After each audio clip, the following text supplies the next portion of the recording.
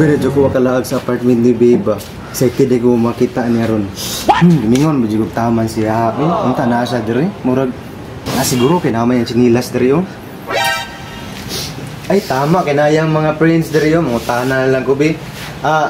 Si Babe Franz diha? Lah, nag-abot mo uyab ni pare diri. Patay, ipit yun si pare karon ba? Sir, nadungog niyo akong giingon. Si Franz diha sa sulod? Ma'am. Ano man dyan? Tarong ako. Kaya murag nagdulunok kag tubag sa imong gingon sa kuha. Wala ba yung dream, ma'am? Aso, hindi ko manugan.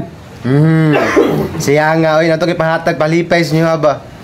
Siya nga, ni Skaliboy. Ay, pre! Sa kalibo, pre! Kwarta-kwarta na ni!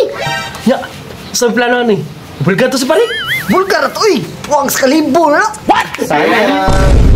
Ma'am, tayo sa ma'am! Oops! Uy! Magdok sabi yung una-una. Asa magyod? Asa magyod siya karon?